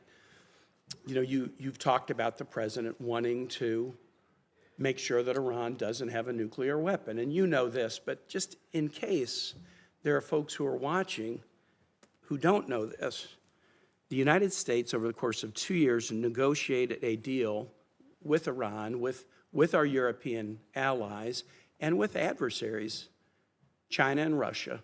And the first page of that agreement said as following: Iran reaffirms that under no circumstances will Iran ever seek, develop, or acquire any nuclear weapons. That was a forever promise. There were some aspects of the deal that were 10-year promises or 15-year promises. There were two forever promises. One was accession to the additional protocol requiring intrusive inspections by the IAEA, and the second one was this forever promise, that Iran would never seek to acquire or develop nuclear weapons. And Iran abided by that until the United States, under President Trump's leadership, tore up the deal unilaterally. Our allies said it was working. The International Atomic Energy Agency said it was working. President Trump's first Secretaries of Defense and State, Mattis and Tillerson, urged him to stay in the deal, that it was working. The president tore it up. And what I find tragic is we have service members now losing their lives because the United States destroyed a diplomatic deal. When you make diplomacy impossible, you make war inevitable. So I'm just going to ask this one question. At what point should the deep public unpopularity of a war be a factor that the nation's civilian decision makers need to take into account to decide whether to continue it or not? Senator, there's a lot in that question, and I'll tell you, one, NATO is far better because of the tough love it has received from this president and from this administration. We've gone from 7 to 30 to 30 to 30. I don't disagree. In the last 10 years. President Trump we are going to make invasion helped NATO get stronger, but President Trump it might be some mean tweets, it might be some tough love, but they've gotten the message, and we now have every NATO ally meeting the minimum. And then, if you had said 10 years ago they would be going to 5%, that's good. You would have been laughed out of the room. On the international organizations, yes, it's 66, but it's out of 400. We have never taken a comprehensive review of where is all this money going and what are we getting for it. And when we have organizations like the Pan American Institute of Geography or the Permanent Forum on the People of African Descent or the International Cotton Advisory Committee, I think we ask those tough questions, and I want to direct those dollars that we've pulled out of or into those women, human rights, or Latin American economic into those organizations that are directly affecting our businesses. And then finally on Iran, I just looked at 2 polls this morning. 70%, and this is according to a widely used pollster. 74% agree that Iran can never have a nuclear weapon, and they have shown their true colors. Rasmussen has it at 54% that says they can never have a nuclear We had controlled it diplomatically. weapon. But why do we need to risk American service lives because we tore up a diplomatic deal? It's madness. That diplomatic deal, Senator, would have had Iran flush with cash, its terrorist proxies flush with cash. The missile components already expired. The enrichment components expired last year. The deal did not forbid us from going after any of those activities. But this is incredibly important because the IAEA went to its board of governors and for the first time in decades said Iran was absolutely not in compliance. There is no need after the U.S. tore up the deal. There's no need to enrich to 60%. No country in the world has 60% enriched and uranium they wouldn't have unless had they we intend not to get a tore up weapon. the deal. They did not do that until we tore up the deal. We shouldn't have torn up a diplomatic deal. They were cheating, but Senator, they were cheating on the deal before the deal. That was exposed in 2018. You were only allowed to see certain sites with a month's advance notice, and they had a whole slew of hidden military sites that not only are allies, but the IAEA exposed. They were absolutely. Senator Kane, I've been really generous. You have time, and we've had this debate here a number of times. Obviously, we haven't resolved the debate, but appreciate that. And we're off subject, so I'd like to stay on the reform subject. But thank you for those remarks. Senator Scott. Thank you, Chairman. Today's hearing on reforming the United Nations could not come at a more important moment. Across America, families are asking whether their tax dollars are working for them or against them. As Secretary Rubio said, with every dime we spend, we must ask, does this make America safer, stronger, and more prosperous? And we need to be able to look our constituents in the eye and say absolutely yes. Today I'm introducing 2 bills to do that. The first is the Stop Support for UNRWA Act of 2026. For decades, UNRWA has operated as a permanent refugee bureaucracy. But since October 7th terrorist attacks, evidence has clearly shown that UNRWA employees actively supported Hamas, have promoted anti-Semitic and extremist content in schools, and have even participated in atrocities against Israeli civilians. This bill will make permanent what has rightly been U.S. policy since October 7th, an end of all funding to UNRWA, as well as any entities related to it or any that may come after it. This bill will revoke the privileges and immunities that UNRWA officials currently hold under the International Organizations Immunities Act, so those who support terrorism can be held directly accountable in our courts rather than shielded by diplomatic status. More broadly, this bill ensures that U.S. taxpayers will never again be forced to sponsor UN bodies chaired by governments that the State Department itself identifies as repeatedly supporting terrorism. The American people should not have to hand over their hard-earned money to support organizations that funnel their resources to state sponsors of terror. The second bill I am introducing today is the IGO Anti-Boycott Act. In the 1970s, Congress acted to stop the Arab League's attempt to economically isolate Israel. They passed laws which made it clear to American companies that they would face financial consequences if they participated in this boycott, and it worked.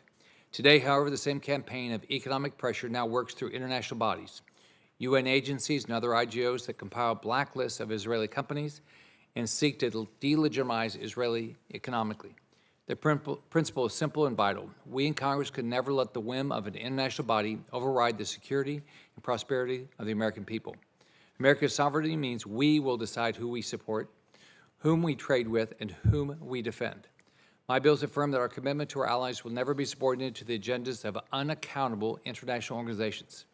They say clearly that America stands for accountability, for freedom, for allies who share our belief in liberty, not those who rip us off by taking our tax dollars to defend terrorists. I want to thank Senators Hoeven, Senators Tim Scott, Senators Ricketts, Haggerty, Barrasso, Britt, Budd, and Lee for their support. So, Representative Waltz, I want to invite you to share any thoughts you have on these bills and on the broader question of how the United States can ensure its contributions to international organizations advance, not erode our values. Thank you, Senator Scott, and I, for one, certainly appreciate your leadership on this. Obviously, we'll have to look carefully at the text of it, but I certainly support it in concept. The President, one of the first things he did coming out the gate was put an executive order in place of no funding to UNRWA. Congress has voted for years, unfortunately off and on, to not fund UNRWA, and I hope, pending a hard look at it, that your bill moves through the Senate. As Secretary Rubio has said, UNRWA has been completely infiltrated by Hamas and has to go. The good news is, with the National Committee for the Administration of Gaza, which sits under the Board of Peace, instituted and established through the UN Security Council, they will start taking on those functions of both aid delivery, public services, and the most important, education. We're working with a number of our Gulf Arab partners and Muslim-majority nations on education reform, curricular reform, so we don't have that next generation of Gazans, of Palestinians getting absolutely radicalized and pushed towards violence with Hamas's stated goal of eliminating Israel as a nation and the Jewish people. So what are you most proud of that you've gotten accomplished since you've been there? Well, I'll tell you, getting the President's 20-point peace plan stamped into international law, seeing the entire world, including many of our European partners, stand with him, celebrate the plan in Sharm el-Sheikh, then getting that through the Council 13-0. As I told the Council members, you had two choices. You have Hamas continuing to rule Gaza, you had the IDF in terms of occupation of Gaza, or let's work together and try this new path. And I have to tell you, too, seeing those hostages come out, having their families come and visit Jeff and I and hug us when they never thought, I don't think anybody thought we'd see every single living and deceased hostage come out of those tunnels.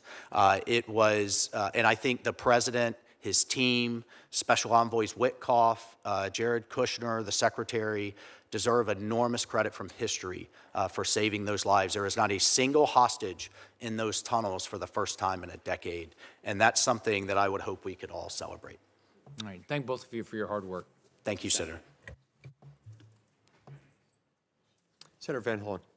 Thank you, Mr. Chairman. Welcome, both of you. Mr. Ambassador, your response to the senator with respect to UNRWA is completely inconsistent with U.S. intelligence community reports. So I would urge you to review those reports. I know that sometimes some in this administration don't pay attention to them, but I would urge you to do that. We can agree that the UN would benefit from reform. I hope you will also agree that we should work collectively to uphold international law, including international humanitarian law and the Geneva Convention, all of which the United States helped shape in the aftermath of World War II. Would you agree with me on that? Absolutely, Senator, of course. Good. Now, we need to enforce that, and when you were a member of the House, you said that President Biden needed to make clear that, quote, Putin is an absolute war criminal, unquote. Do you stand by your statement that Putin was an absolute war criminal? I'll tell you, Senator, statements I made as a member of Congress, very different than what I make now as an ambassador to the UN working for President Trump and representing the United States. So are you retracting? So I support President Trump in everything he is doing in trying to end this awful conflict. I just find it very interesting, Mr. Ambassador, that you called upon the former President Biden in no uncertain terms to condemn Putin as a war criminal, and you won't call upon President Trump to do the same thing. As you know, he has refused to do what you called upon President Biden to do. Let me move on. As you know, Senator, it's quite difficult to mediate the end of the war if you take such maximalist approaches. And now being a diplomat and a mediator and fulfilling his goals, working for him and his agenda, is very different than when you're elected a senator or a congressman. It's interesting, though, I have to say, Mr. Ambassador, it was a simple question. I guess you're not asking this president to do what you asked the last president to do. Would you agree that we should enforce that there be consequences for war crimes? And let me ask you a different way. Would you agree it would be a violation of international law to blow up a bunch of civilian infrastructure in Iran because Iran did not agree to open the Strait of Hormuz? That would be a violation of international humanitarian law if we actually did that, right? Actually, that is incorrect. We have a long history. We could look at video after video of the bridges that we bombed in World War II and Vietnam and conflict after conflict, power plants in Serbia under the Clinton Mr. administration. Ambassador, this was not my question. This is particularly a regime my question was, that has dual use. Well, I'm going to have military with civilian uses. Mr. Ambassador, that was not my question. President Trump threatened to hit civilian infrastructure if Iran did not open the Strait of Hormuz. We all know international law. We know there are some exceptions to the general rule that you shouldn't hit civilian infrastructure. The enemy is occupying it. But my question was different. You don't think it's a violation of international law to blow up a bunch of civilian infrastructure because the government of Iran refused to open the Strait of Hormuz? You don't think that would be a violation? I think President Trump, the American people... Do you think that would be a violation of international law? I think they expect him to use every bit of leverage that he has. I'm asking you if if you have military units using bridges to go down to the Straits of Hormuz to attack international shipping and launch missiles into resorts and airports and ports across the strait, then that's absolutely a valid Mr. Ambassador, essentially what I got to tell you, as a veteran who had to pull these triggers, Mr. I think the president's absolutely in the right. I know you all like to talk rather than answer questions, but let me ask you this. Your testimony is that if you have an authoritarian regime anywhere in the world, that because they're an authoritarian regime, if they don't obey the U.S. demands, you can wipe out their civilian infrastructure. Let me ask you this. Would it be a violation of the international law to destroy a civilization? Would that be a violation of international humanitarian law? I think what you're talking about, Senator, is a mean tweet that got with a regime that's genocidal, chants death to America, and you're going to talk about some tough language that actually the result of it was diplomacy. Well, the result of it was the highest meeting in the history of the United States and the Iranian regime, was a return to the ceasefire. So once again, we're focused on what he says. And maybe we should return to the time when the Strait of Hormuz was open before we started the war that closed the Strait of Hormuz and got a more radical and more extremist One could only imagine what they would do with a nuclear weapon. Let me just ask you this. I'm going to submit some questions for the record on Sudan, but I do have one simple question. Did you see that Secretary Rubio had confirmed in earlier testimony that the RSF was committing genocide in Sudan? I did not see that, but we have a number of actions in the UN Security Council sanctioning the leadership of the RSF. Do you agree that our partner, the UAE, should not be sending weapons to the RSF, which the U.S. government has concluded is committing genocide? Do you think they should stop there? I would submit there are outside entities providing weapons and funding to both sides of that conflict. Special advisor or senior advisor Boulos has led the effort to pull the Quad countries together. And we are getting incredibly close to at least having humanitarian corridors to provide life-saving aid, which the UN will take a leading role in. If that happens, we then want to move that through the Security Council, which would be not nearly enough progress, but would certainly be a better situation than we're in now. Are there any other parties to the conflict where the U.S. government has concluded they're committing genocide other than the RSF? Not to my knowledge. Okay. So I would think that given those facts as established by our own government, that we should get the UAE to stop sending weapons to the RSF. Would you agree? I would agree that we should get all sides to stop sending weapons into that conflict. Thank you. Thank you. Thank you, Mr. Chairman. Thank you. Thank you. Senator Barrasso is up next.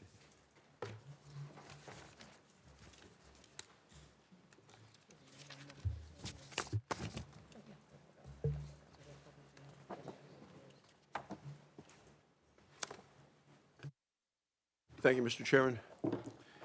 Ambassador Waltz, great to see you again. Great to see you again, Mr. Martin. Thank you, I sir. want to talk about something that's going on. About a week ago, the UN's Economic and Social Council held elections. They elected some of the world's most notorious human rights abusers to roles on the committees that are charged with protecting human rights and civil society. The Islamic Republic of Iran, the world's leading state sponsor of terrorism, is now going to help shape policy on women's rights and counterterrorism, and that's what we saw happen a week ago. China, Cuba, Nicaragua is going to decide which human rights groups receive accreditation at the United Nations. And the United States, you're the only member to object. Are there specific reforms that you would support to prevent these serial human rights abusers from securing these kinds of UN roles in the future? Thank you for the question, Senator. And it's one of the constant evaluations that we're having. Are some of these organizations just so unredeemable that it's not worth another dollar of hard-earned taxpayer dollars of good money after bad, like the Human Rights Council, that opens nearly every one of its meetings condemning Israel, that has these so-called special rapporteurs, these experts that have a boycott list of American companies doing business there. And why this is so insidious is then they take these lists to these international organizations like the ICC and the International Court of Justice and try to debank them. They even had things like a George Floyd commission. So you have these serial human rights abusers staffing committees to come pass judgment on our judicial system. So in that case, the president made the determination, we'll walk away. In other cases, we're getting in there and blocking and tackling. The situation with Iran that you just mentioned is incredibly unfortunate, especially that we had a number of European allies support the nomination, which was outrageous. But the United States stood and fought it, and we actually supported other candidates for other organizations like the Commission on the Status of Women to ensure Iran, which serially abuses women, killed the young girl Mahsa Amini for daring to not wear a hijab. We were able to support other candidates and defeat them. So in some, we're going to fight, block, and tackle and win. We don't win them all. And some, it's just not worth it. We're going to walk away. Wanted to move on to climate agreements in the United Nations. I think President Trump did exactly the right thing. One of the first acts of the administration was to restore fiscal sanity and energy reality. And he officially ended our participation in the Paris Climate Agreement. We stopped a dangerous practice. We're no longer subsidizing our competitors' economies while we're hampering our own. On January 7th, the president went even further, directing our withdrawal from several international organizations. So we're no longer going to be the world's ATM machine for their radical climate policy. So how can the U.S. ensure that future agreements with the UN actually strengthen our energy policy and national security instead of what the UN seems to want to do is undermine us?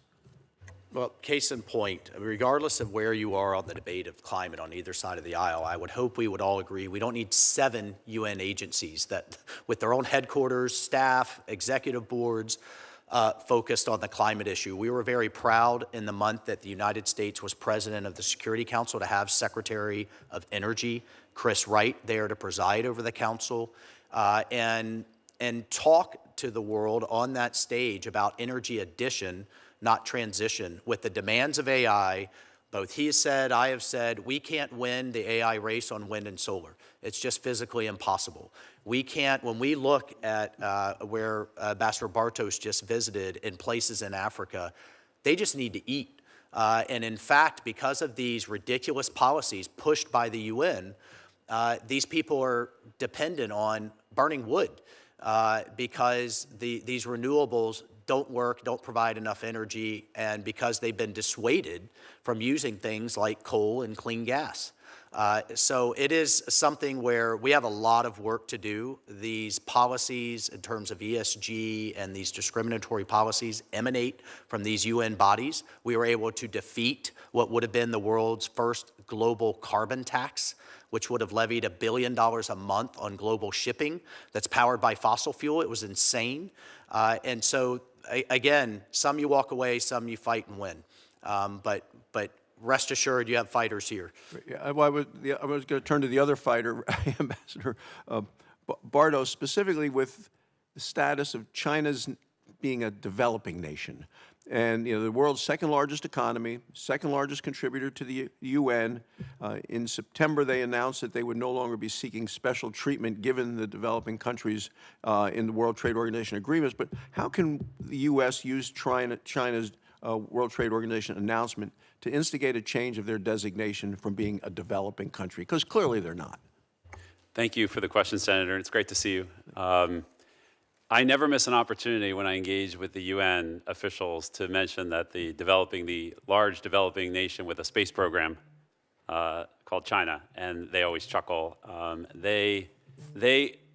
Leadership understands how absurd it is, and it is something that we are focused on, and the abuse that China is able to use by that designation in the system and to, if you will, get taxpayer dollars from many contributing countries to go to development aid in that country is absolutely unacceptable. And it's something that, as we negotiate budgets, not only that we have a budget negotiation coming up on peacekeeping, but we then we'll have the main session in the fall right after the General Assembly, and it's something that our team is focused on. Great. Thank you, Mr. Chairman. Thank you very much. Senator Rosen. Thank you, Mr. Chairman. I want to thank Senator Barrasso before he leaves for bringing up human rights and women's rights. They're really important, especially I'm going to talk about women and girls, so thank you for that lead-in. Ambassador Waltz, I'm concerned that the administration is retreating from and even attacking efforts to support women and girls globally, despite Secretary Rubio's commitment to the contrary. The U.S. has withdrawn the only UN agency strictly focused on women and women's health issues, UN Women and the UN Population Fund, as well as the UN Secretary General's Office of Sexual Violence in Conflict, sexual violence against women in conflict. And the U.S. was recently the only no vote on the annual guiding document for the UN's Commission on the Status of Women.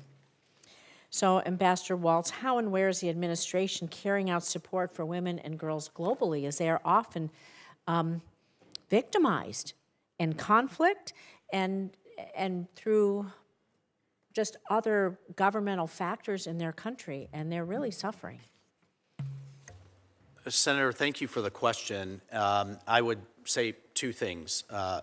One, as a Green Beret, I served all over the world, and I have seen over and over again in societies where women thrive, in business and politics and civil society, from the village level to the municipal level to the national level, that is a better society for it, and you have far less extremism because of it. The famous words of Nobel Peace Prize laureate Malala Yousafzai, the thing the extremists fear the most is a girl with a book. So, and I was a co-chair of the Women's Peace and Security Caucus in the House. The second point is I would not conflate, to the extent we can, funding to an organization compared to importance of the issue. Secretary Rubio is committed to it. I'm committed to it for the reasons that I just laid out for you.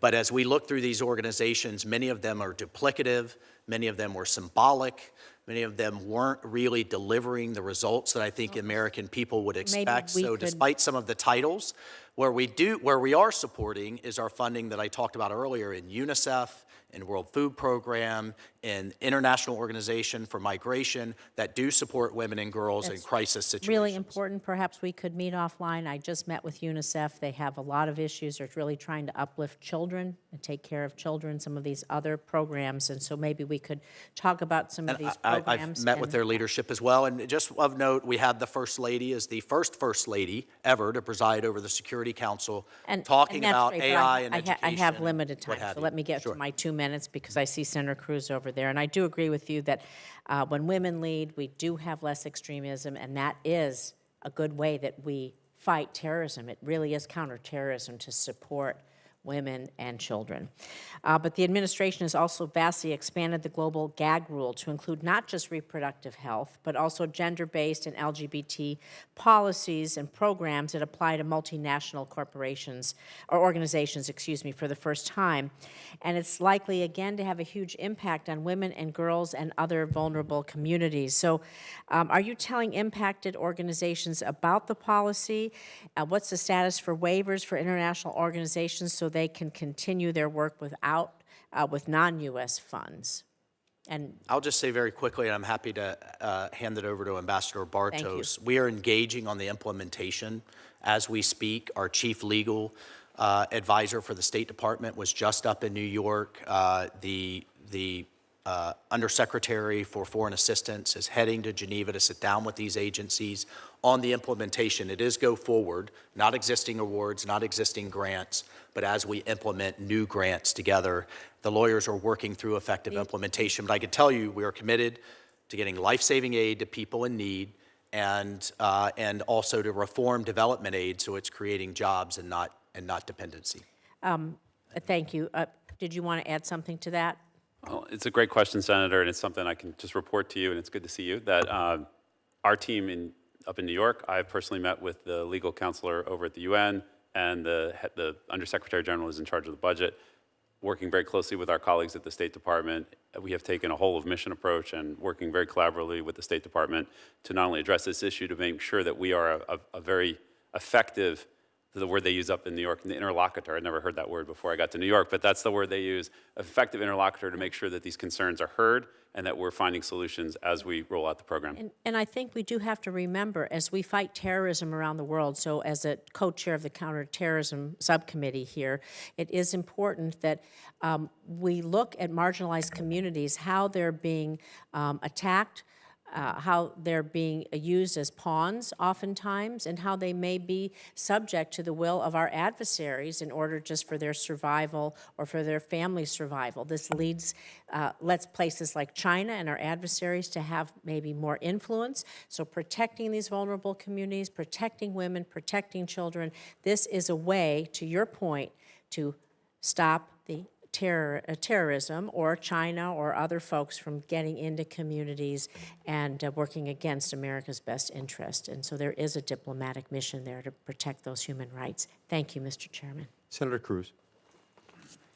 Thank you, Mr. Chairman. Ambassador Waltz, a few minutes ago, Senator Van Hollen was berating you about the military conflict in Iran and was asserting that the president's threat to attack civilian power plants was a war crime. It has long been said that you can have your own opinions, but you can't have your own facts. And what Senator Van Hollen said was both factually and legally incorrect. The Pentagon has a manual on the law of war. Here's what the Pentagon's manual on the law of war says on the question Senator Van Hollen was raising. Quote, electric power stations are generally recognized to be of sufficient importance to a state's capacity to meet its wartime needs of communication, transport, and industry, so as usually to qualify as military objectives during armed conflicts. It further notes, quote, economic objects associated with military operations or war or with war, supporting a war, sustaining industries have been regarded as military objectives. Is that consistent with your longstanding experience both with military conflict and with the laws of war? Of course, that is consistent both as legitimate military tactics and targets in my experience as a veteran, and also now sitting in the world's flawed but premier international legal body. Let's turn to a different topic. Within the State Department, the USAID OIG has traditionally taken a leading role in tracking the terrorist diversion of American assistance. When it comes to aid flowing into Hamas-controlled Gaza Strip, that task can only be described as incredibly daunting. The Biden administration poured unaccountable billions of dollars into Hamas-controlled Gaza Strip, and they deliberately obfuscated where it was going and to whom it was going. We have only begun to see the outlines of that scandal. A recent report in the Washington Free Beacon revealed that numerous UN agencies have been stonewalling the OIG's efforts to track their ties to terrorism and how they spent American aid. They are even refusing to disclose whether they used American money to directly pay the salaries of Hamas terrorists. The OIG sent letters to 6 separate UN agencies asking them to name all of the employees, quote, who worked on U.S. government funding awards and to provide their contact information. The agencies were unresponsive. How concerned are you about these dynamics, and what should we be doing about them? I share your concern, Senator. It's one of the reasons that UNRWA in particular should be defunded. I think we should put it in law that it is permanently defunded, and why an American-led, not only Board of Peace, but the Civil Military Coordination Center, our kind of headquarters coordination center that is in Israel right now, is so vital and so effective, and I was able to visit it in December. It's pulling together the Israelis, the Egyptians, all the humanitarian aid agencies, and deconflicting and ensuring that as we provide that aid into Gaza, and much of it is absolutely needed, that it doesn't get diverted like we've seen for decades and decades. Just think of the hundreds of kilometers, the hundreds of miles of tunnels, concrete and steel. These things were, I mean, they have factories underground. They had just used those to improve the lives of their people. One could only imagine. So it's one of the reasons, amongst many, Hamas has to go. And it's one of the reasons that this structure that we've set up under American leadership, from the International Stabilization Force to this Civil Military Coordination Center, I think is the best chance we've had, perhaps ever, to finally resolve this conflict. All right, one final topic. Sure. As you have said, and I believe this view is widely shared on the committee, China poses the greatest geopolitical threat to the United States over the long term. That threat is global, it is systematic, and it includes a sustained effort by the Chinese Communist Party to shape and in many cases dominate international organizations.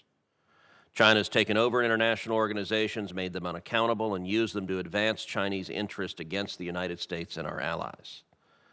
This pattern has been repeated over and over again across dozens of international organizations. Can you speak more broadly about China's systemic effort to shape international organizations, and what specific steps are we taking to counteract the Chinese Communist Party's efforts to do so?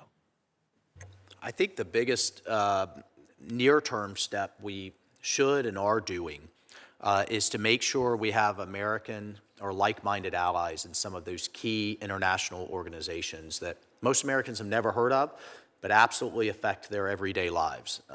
Again, whether it is governing AI, governing intellectual property, governing how we export our crops and where they go, kind of the world's FDA, for lack of a better term. We have to have American leadership there. We are aggressively running qualified people. To the extent we can't have an American, we have like-minded individuals like the Singaporean businessman that now runs WIPO, where we hope to focus going forward, and where China's incredibly active, is literally funding interns and junior officers into these organizations and then kind of growing them up from within. And of course, with that comes then the demand that the organization uses DeepSeek or uses Huawei. We've seen this pattern, whether it's airports in Africa or organizations that govern our daily lives in the global economy. But I can assure you, we are in there. They are the second largest funder. But we are the largest. We establish these organizations, and we have to get in there and lead. Thank you.